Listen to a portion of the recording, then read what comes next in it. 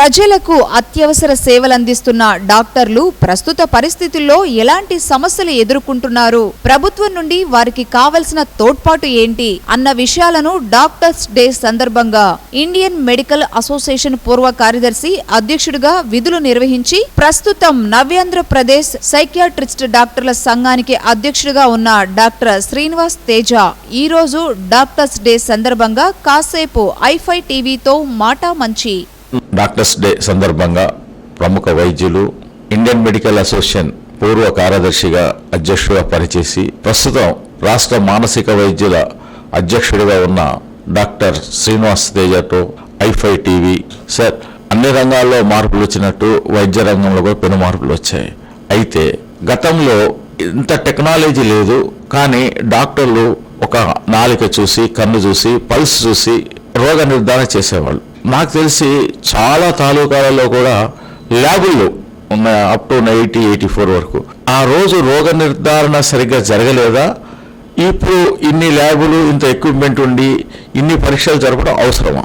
వైద్యంలో రోగం రావటం, ఆ రోగం ఫలానా అని కనుక్కోవటం, ఆ కనుక్కున్న దానికి సరైనటువంటి మందులు ఇచ్చో లేకపోతే ఇంకొకటి చేసో మళ్ళీ ఆ వ్యక్తిని మామూలు పరిస్థితికి తేవటం అనేది వైద్యం చేసేటువంటి ప్రధాన లక్షణం. అయితే వచ్చిన జబ్బు ఆ వ్యక్తిలో కొన్ని లక్షణాలను ఇస్తుంది. ఉదాహరణకు జ్వరం, నొప్పులు, వాపులు లేదా మానసికమైన ఇబ్బందులు జరుగుతూ ఉంటాయి అన్నమాట. రోగి తనకు వచ్చినటువంటి సమస్యని డాక్టర్ చెప్పినప్పుడు ఇది పలానా పలానా పలానా అంటే మాకు కొంత ఎక్స్పీరియన్స్ ఉంటుంది, క్లినికల్ ఎక్స్పీరియన్స్. ఆ ఎక్స్పీరియన్స్ని బేస్ చేసుకొని ఇది పలానా జబ్బు అయి ఉండొచ్చు అని దానికి సంబంధించినటువంటి రోగి లక్షణాలను పరిశీలించటం ముఖ్యంగా. అంటే శరీరాన్ని లేకపోతే ఆ జబ్బు ఏ పార్ట్ అయితే వచ్చిందో ఆ పార్ట్ను పరిశీలించి ఒక కంక్లూజన్కి వస్తాము. అయితే ఈ కంక్లూజన్ 2-3 రోగాల్లో కూడా అదే విధంగా ఉండొచ్చు. అందుకని క్లినికల్ నాలెడ్జ్ డాక్టర్ అన్నింటిలో పెట్టుకొని ఆ రోగిని చూసినప్పుడు దగ్గరదాపు 90% మనం అక్యూరసీకి వచ్చి దానికి సంబంధించిన వైద్యం మొదలు పెడతాం. అయితే టెక్నాలజీ వచ్చిన తర్వాత ఈ టెక్నాలజీ చేసే పని ఏంటంటే డాక్టర్, వైద్యులు వీళ్ళిద్దరు కలిసి వర్క్ చేయడంలో దగ్గరదాపు 90% రోగ నిర్ధారణకు రావటం, ట్రీట్మెంట్ ఇవ్వడం అనేది జరుగుతుంది. క్లినికల్ ఎగ్జామినేషన్ అంటాం దాన్ని. అయితే టెక్నాలజీ వచ్చిన తర్వాత అడ్వాంటేజ్ ఏంటంటే ఈ 90%, 100% ఎందుకు కాకూడదు, అక్యూరేట్గా డయాగ్నోస్ చేస్తాం, కరెక్ట్గా డయాగ్నోస్ చేయటం అనమాట. సో ఈ కరెక్ట్గా డయాగ్నోస్ చేయడానికి సాంకేతిక పరిజ్ఞానము, పరీక్షలు ఉపయోగపడతాయి. ఉదాహరణకు ఒక వ్యక్తికి జ్వరం వచ్చింది అనుకుందాం. ఈ జ్వరం వచ్చినప్పుడు తలనొప్పి, చెమట పట్టడం, ఆగి రావటం అనే లక్షణం చెప్పగానే ఓహో ఇది మలేరియా అయి ఉండొచ్చు అని మనం ఒక నిర్ధారణకు వచ్చి మలేరియా ట్రీట్మెంట్ పెడతాం. కానీ మలేరియాలో మరి 4-5 రకాలు ఉన్నాయి. ఈ రకాలన్నీ కూడా ఒకే రకమైన లక్షణాలు ఇస్తాయి. ఉదాహరణకు ఫాల్సిఫామ్ మలేరియా అనుకో, ప్రాణాంతకం మలేరియా, దీనికి వైద్యం రకరకాలుగా ఉంటుంది. కాబట్టి ఇప్పుడు ఏం చేస్తామంటే ఒక బ్లడ్ టెస్ట్ చేసి దాన్ని అది ఏ రకమైనటువంటి ప్లాస్మోడియం అని చెప్పి చూస్తే కరెక్ట్గా ఫాల్సిఫార్మా లేకపోతే ఒవేలా అనేది మనకు అర్థం అవుతుంది. అంటే మలేరియా వచ్చిన 90% వచ్చిన ఆ 10% అక్యురేట్గా తీసుకురావడానికి ప్రయోగాలు ఉపయోగపడతాయి. అదేవిధంగా తలనొప్పి అని వచ్చారు. తలనొప్పి లక్షణాలు ఇవన్నీ పెట్టిన తర్వాత తలలో కణితున్నటువంటి ఒక నిర్ణయానికి అయితే వచ్చేస్తాం. అయితే అది ఎక్కడుంది, ఆ కణితి ఎంత పెద్దదిగా ఉందనేది క్లినికల్ ఎగ్జామినేషన్లో తెలియదు. కాబట్టి ఎంఆర్ఐ, సిటీ తీసామనుకోండి, మనకు అది పిక్చర్ కరెక్ట్గా కనపడుతుంది అనమాట. ఓహో ఇంత సైజులో ఉంది, ఇంత ఏరియాలో ఉంది, ఇంత ఆక్యుపై చేసింది అది. కాబట్టి దీనికి వైద్యం సర్జరీ చేయాలా, సర్జరీ లేకుండా మందులు తేదని నిర్ణయానికి వస్తాం. కాబట్టి వచ్చే పరీక్షలు ఏవైనా సరే డాక్టర్ నాలెడ్జ్ని సపోర్ట్ చేసేదానికే కానీ పూర్తిగా పరీక్షలు చేసి వైద్యం చేయడం అనేది వీలు కాని పని. అంటే ఉన్న సాంకేతిక పరిజ్ఞానం డాక్టర్కి ఉపయోగపడుతుంది, నిజానికి అది డాక్టర్ కరెక్ట్గా రావడానికి ఉపయోగపడుతుంది. కాబట్టి పరీక్షలు అనేది రోగ నిర్ధారణలో ఒక ప్రముఖ పాత్ర, అక్యూరసీని పెంచుతాయి తప్ప అవే నిర్ణయిస్తానది ఏమీ లేదు. పూర్వం ఎంబీబీఎస్ డాక్టర్లు 60 గ్రామాలకు 70 గ్రామాలకు ఒకరే ఉండేవారు. ఆపరేషన్స్ చేయడము, డెలివరీస్ చేయడము, ఈవెన్ గ్రామాలలో కక్షలలో కొట్టుకుంటే ఆర్తో కూడా వాళ్ళే చేసేవాళ్ళు. ఈ రోజున ఒక ఎంబీబీఎస్ డాక్టరు ఇన్ని చదువులు చదివి అంటే స్పెషలైజ్ చేయటము, తర్వాత పీజీలు చేయటము, తర్వాత ఒక్కొక్క రోగానికి ఒక్కొక్క స్పెషలిస్ట్ తయారయ్యారు. అప్పటికి ఇప్పుడు వచ్చిన వైద్య విధానంలో మార్పులా, లేకుంటే తేలికగా మనము రోగికి న్యాయం చేయవచ్చు అనే ఆలోచన? సైన్స్ అనేది ఎప్పుడు పెరుగుతూనే ఉంటుంది. ఈ రోజుకు దాంట్లో కొత్త కొత్త పోకడలు, కొత్త కొత్త వ్యవహారాలు, కొత్త కొత్త ఆవిష్కరణలు జరుగుతున్నప్పుడు ఈ నాలెడ్జ్ అనేది విపరీతంగా పెరిగిపోతుంది. గతంలో 20-30 ఏళ్ల క్రితం దాకా వచ్చే లోపల ఏంటంటే doctor is a basic doctor, ఈ బేసిక్ డాక్టర్ ఏం చేస్తారంటే సాధారణంగా 80% ఆ ఏరియాలో వచ్చేటటువంటి జబ్బులకి వైద్యం చేసే విధంగా ఆ డాక్టర్ ట్రైన్ అయి ఉంటారు.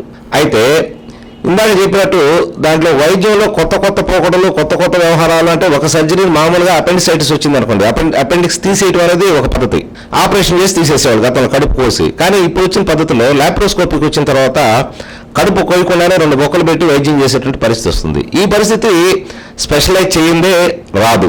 కాబట్టి నాలెడ్జ్ పెరిగే కొద్దీ, జబ్బుల యొక్క అంతు కనుక్కునే కొద్దీ, దాని వైద్య విధానాలు పెరిగే కొద్దీ ఒకే డాక్టరు దీన్ని అన్వయించి చేయటం అనేది వీలుగాని పని అవుతుంది.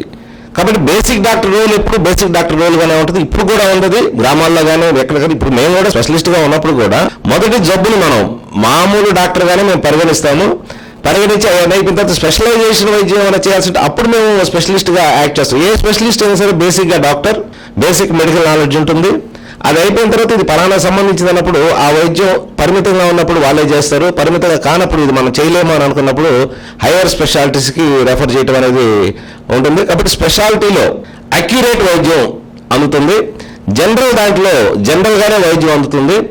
ఇప్పుడు జనాల్లో మార్పులు చూస్తే మామూలుగా ఒక వ్యక్తికి జ్వరం వచ్చిన తర్వాత ఒక బేసిక్ డాక్టర్ వైద్యం చేసి దాదాపు బేసిక్ డాక్టర్ వైద్యం చేసి 90% తగ్గించగలడు.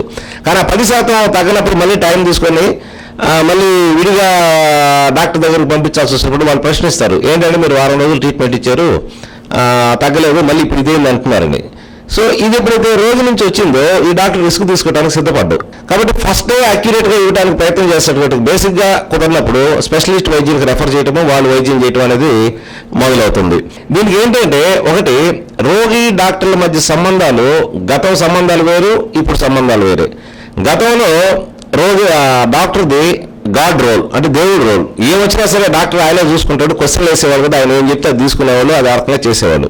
కానీ జనాల్లో మార్పు వచ్చిన తర్వాత, ఎడ్యుకేట్ అయిన తర్వాత, ఎందుకు ఏమిటనేది ప్రశ్నించడం మొదలుపెట్టిన తర్వాత ఇప్పుడు డాక్టర్ల దగ్గరికి వచ్చే లోపల రోగి డాక్టర్ల రిలేషను ఫ్రెండ్లీ రిలేషన్, అంటే క్వశ్చన్ చేయటం.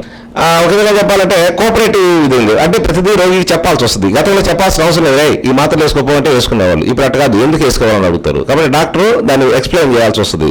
సో పబ్లిక్ నుంచి ఎప్పుడైతే డిమాండ్ ఉందో దాని దగ్గర డాక్టర్లు కూడా మారేదనో, తర్వాత ఫ్రెండ్లీ కాన్సెప్ట్ రావటం, తర్వాత దాంట్లో కూడా మార్పులు జరిగి ఇప్పుడు ఇది కన్జ్యూమర్స్ ఫోరం కింద వచ్చిన తర్వాత ఇప్పుడు డాక్టర్ రోగి రిలేషన్ వినియోగదారుడు సర్వీస్ ప్రొవైడర్ రిలేషన్షిప్ లో జరుగుతూ ఉంది.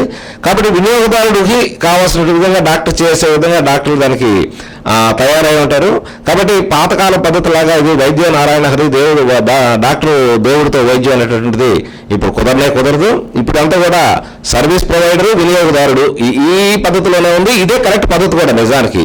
ఎందుకంటే రోగికి కొన్ని హక్కులు ఉంటాయి, ఆ హక్కులను గౌరవిస్తూనే డాక్టరు తన పద్ధతి తను పని చేసుకోపోవాల్సి ఉంటుంది. దేవుడి పాత్ర తీసుకుంటే దేవుడి జరిగితే జరుగుతుంది, జరగకపోతే జరగదు. దేవుడిని కోరుకుంటాము, అది జరగకపోతే దేవుడిని మనం నిందించాం, దేవుడిని అడగం, దేవుడు దొరకడు. కానీ డాక్టర్ దొరుకుతాడు. కాబట్టి ఆ రిలేషన్ అనేది ఇప్పుడు లేదు. ఇప్పుడు ఇది వ్యాపార ధోరణి, వ్యాపారమే. డాక్టర్ల వైద్య సేవ అని అనటానికే లేదు. డాక్టర్ ధర్మాత్ముడు కాదు, డాక్టర్ వైద్యం దేవుడి పాత్ర కాదు. ఇది వ్యాపారం. కన్జ్యూమర్స్ ఫారంలోకి వచ్చిందంటేనే ఇది వ్యాపారం. అయితే వ్యాపారంలో కూడా నిజాయితీ ఉండాలి. రోగికి కావాల్సినటువంటి డాక్టర్కి చెల్లించాల్సినటువంటి ఫీజులు చెల్లించుకునే పరిస్థితిలో రోగి ఉండాలి. అదేవిధంగా చెల్లించిన దానికి సరైనటువంటి వైద్య పద్ధతులు న్యాయం చేయడం అనేది డాక్టర్ ఇవ్వగలిగి ఉండాలి.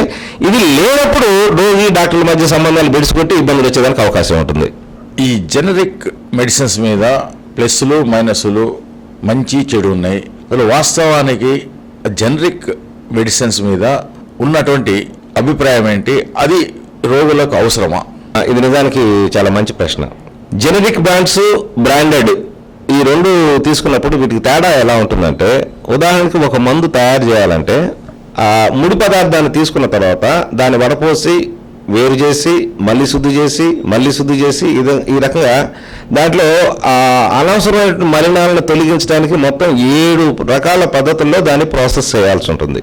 ఈ 7 రకాల ప్రాసెస్ చేసిన తర్వాత అది కరెక్ట్గా ఆ మందు ప్యూరిఫై అంటే స్వచ్ఛత ఉంటుంది. ఈ స్వచ్ఛత ఉన్న మందు సైడ్ ఎఫెక్ట్స్ చాలా తక్కువగా ఉంటాయి. దీంట్లో దాంట్లో మలినాలు కొద్దీ సైడ్ ఎఫెక్ట్స్ చాలా ఇదిగా ఉంటుంది. బాధ్యత గల కంపెనీలు, రెప్యుటేషన్తో నడిచే కంపెనీలు ఈ ప్రాసెస్లన్నీ పాటిస్తాయి. కాబట్టి ధర అది కొంచెం ఎక్కువగానే ఉంటుంది. ఇదిగాక దాని మీద పన్నులు, దాని మీద మార్కెటింగు, దానికి సంబంధించిన ట్రాన్స్పోర్టు ఏదైతే పెరుగుతూ ఉందో అవన్నీ కూడా దాని మీద కలుస్తాయి. సో ప్యూరిఫికేషన్ ధర పెరగటము, పన్నులు పెరగటము, దాన్ని హ్యాండ్లింగ్ చేయడంలో ట్రాన్స్పోర్ట్ పెరగటము, దాన్ని మార్కెటింగ్ చేయడంలో వ్యక్తులను నియమించుకుని వారి సిబ్బందికి జీతాలు బత్తాలు ఇవన్నీ చూసుకున్నప్పుడు కొంచెం ధర ఎక్కువగానే ఉంటుంది. కానీ దాంట్లో ప్యూరిఫికేషన్ ఎక్కువగా ఉంటుంది కాబట్టి సైడ్ ఎఫెక్ట్ ప్రొఫైల్స్ తక్కువగా ఉండేదానికి అవకాశం ఉంది. ఈ జెనరిక్ మందులు అంటే నో డౌట్ అదే మందు ఉంటుంది. 7 స్టెప్పుల్లో ప్రాసెస్ చేయాల్సినటువంటి మందుని 2 స్టెప్పులు, 3 స్టెప్పులు, 4 స్టెప్పులు దాని ప్రకారం చేసుకుంటా వెళ్ళిపోతుంటాయి. ఎన్ని రకాల స్టెప్స్ చేస్తే అన్ని రకాలుగా ధర పెరుగుతుంది. ఈ జెనరిక్ ఏమంటే ముడి పదార్థాలు తీసుకుంటా 1-2 రకాల ప్రాసెస్లు చేస్తారు కాబట్టి దాని పెద్ద ఖరీదు ఉండదు. ఒకటి. రెండోది, ఇది నేరుగా మార్కెటింగ్ చేస్తున్నప్పుడు మార్కెట్ సిబ్బంది, మార్కెట్ వ్యవహారాలకు సంబంధించిన ఖర్చులు దాని మీద యాడ్ కావు. కానీ చూసేదానికి ధర తక్కువగా ఉంటుంది. కానీ సైడ్ ఎఫెక్ట్ ప్రొఫైల్ వచ్చే లోపల దాన్ని మనం ప్యూరిఫై చేసిన మందు అంతా ఎక్స్పెక్ట్ చేయలేం. మామూలుగా ఇప్పుడు గవర్నమెంట్ కూడా జెనరిక్ బ్రాండ్ రాయండి అంటుంది. ఒక్కటే అసలు ప్రభుత్వమే ప్రతి కంపెనీకి ఈ మందు ఇన్ని ప్రాసెస్లో చేసిన తర్వాతనే మార్కెట్లోకి దించాలని చెప్పి జెనరిక్ బ్రాండ్ తీసారనుకోండి, ఇబ్బంది ఏం లేదు. దాంట్లో ప్యూరిఫికేషన్ ఎన్ని రకాలుగా జరగాలి, అన్ని రకాలుగా జరిగిన తర్వాత దాన్ని జెనరిక్ రిలీజ్ చేయాలి. అటు కాకుండా 7 ప్రాసెస్ జరిగిన మందు ఉంది, 3 ప్రాసెస్ జరిగిన మందు ఉంది, 1 ప్రాసెస్ జరిగిన మందు ఉంటే చూసేదానికి ఏమో మందు ఒకటి ఉంటుంది. ఆ డాక్టర్ అసలు దీంట్లో సైడ్ ఎఫెక్ట్ వస్తే మళ్ళీ డాక్టర్ని పడరు. మందు కంపెనీ వాళ్ళు అడగరు, ప్రభుత్వాన్ని అడగరు. దాల్సింది డాక్టర్ కాబట్టి సైడ్ ఎఫెక్ట్ డాక్టర్ని అడుగుతారు. ఈ దళకానికి మాకెందుకని చెప్పేసి ఈ సైడ్ ఎఫెక్ట్ లేనటువంటి బ్రాండెడ్ మందులు రాసేదానికి డాక్టర్లుగా ఎక్కువగా మేము ప్రిఫరెన్స్ ఇస్తాము. అయితే ప్రభుత్వం నిర్ణయం తీసుకోవాలి. దీన్ని అన్ని ఒకే రకంగా తయారు చేసిన మందులు జనరిక్ పెడితే అటు ప్రజలకు ఉపయోగం, ఇప్పుడు డాక్టర్లు కూడా ఉపయోగం. ఇప్పుడు మనకు ఉన్నది మొత్తం 400 రకాల మందులు ఉన్నాయి. ఇవన్నీ బ్రాండెడ్ పేర్లు ఒక్కొక్క మందుని ఒక్కొక్క కంపెనీ మొత్తం మీద 200 బ్రాండ్లు ఉంటాయి. ఈ లెక్కగా చూస్తే కొన్ని వేల మందులను గుర్తుపెట్టుకోవాల్సిన అవసరం డాక్టర్లకు ఉంది. జనరిక్ అని పెడితే ఆ ప్రాబ్లం ఉంది. అయితే ఆ మందు ప్రాసెసింగ్ దాని వ్యవహారాన్ని మొత్తం కూడా ప్రభుత్వం నిర్దేశించాల్సిన అవసరం ఉంది. అది చేయకుండా కేవలం జనరిక్ రాయాలంటే రాయొచ్చు, కానీ ఇబ్బంది పడి అల్టిమేట్ గా మళ్ళీ కొనుక్కునేటువంటి రోగికి సంబంధించినటువంటి ఆర్థిక పరిస్థితి వీటన్నిటి మీద డిపెండ్ అయి ఉంటుంది అనమాట.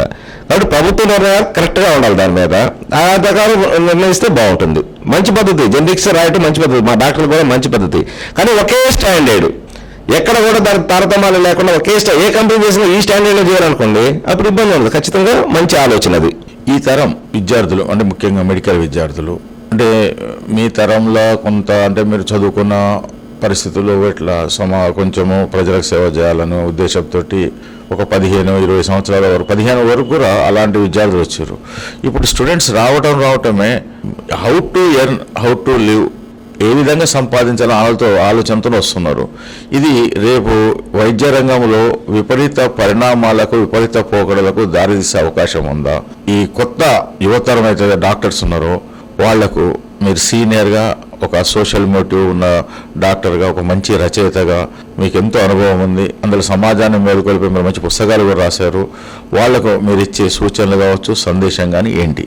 పాత తరం వైద్యులకి, ఇప్పుడున్నటువంటి వైద్యులకి, రాబోయేటటువంటి వైద్యులకి వాళ్ళ అప్రోచ్లో తేడా ఉండటం అనేది కరెక్ట్. అది కారణం ఏంటంటే గతంలో వైద్య వృత్తిని ఒక పవిత్రమైన వృత్తిగా డాక్టర్లు స్వీకరించేవాళ్ళు, అదేవిధంగా జనాలు కూడా తీసుకునేవాళ్ళు.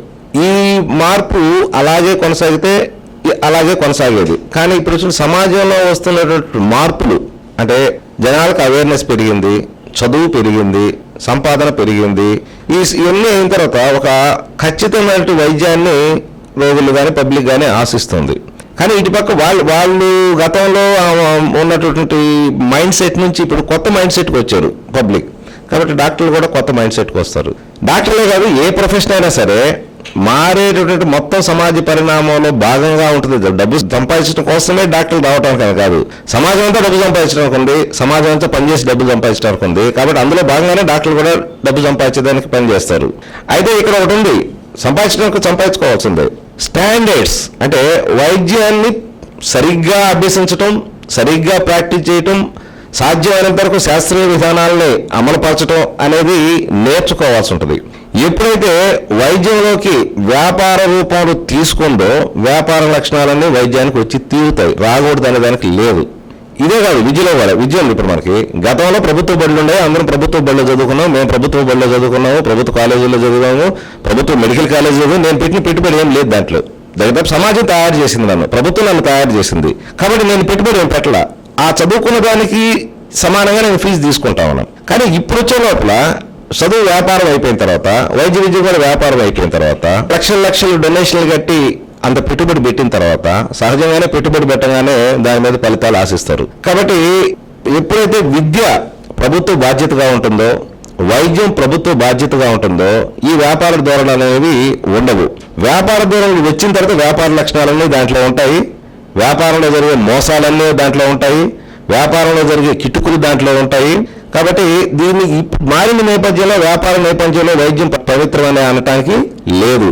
కానీ వ్యాపారంలో కూడా నిజాయితీ ఉండాలా, వ్యాపారంలో కూడా స్వచ్ఛత ఉండాలా, వ్యాపారంలో కూడా ప్రమాణాలు ఉండాలా. ఈ ప్రమాణాలు పాటించినటువంటి డాక్టర్లు కానీ, ఆసుపత్రులు కానీ ఇవి ప్రజా వ్యతిరేకమైనవి, అవి ఉండకూడదు. ఆ రకంగా ఉండడానికి నిబంధనలు ఇవన్నీ కూడా చేసుకోవచ్చు. అందుకనే కన్జ్యూమర్స్ ఫారం వచ్చింది, లీగల్ వచ్చింది. గతంలో ఇవన్నీ ఉండేవి కాదు, ఇప్పుడు వచ్చింది. వ్యాపారం సక్రమంగా చేయాలి, డాక్టర్ల వ్యాపారం సక్రమంగా చేసుకోవాలి, ఆసుపత్రుల వ్యాపారం సక్రమంగా చేసుకోవాలి, ట్రాన్స్పరెన్సీ మెయింటైన్ చేయాలి. ఇది ఎవరైతే మెయింటైన్ చేయరో, ఎప్పుడైతే మెయింటైన్ చేయరో, ఆసుపత్రులు రోగుల మధ్య, డాక్టర్ల రోగుల మధ్య సంబంధాలు బెడిసికొట్టడం, అది గొడవలకు దారి తీయటం ఇప్పుడు చూస్తూ ఉన్నాం. ఆసుపత్రుల మీద దాడులు, హాస్పిటల్లో డాక్టర్ల మీద తీయటం, ఇదంతా సమాజంలో ఉండేటట్టు ఒక అన్రెస్ట్కి నేరుగా డాక్టర్ జరుగుతాడు. మందులు సరిగా లేవు, మందులు పనిచేయలేదు, డాక్టర్ నేరుగా ఉంటాడు.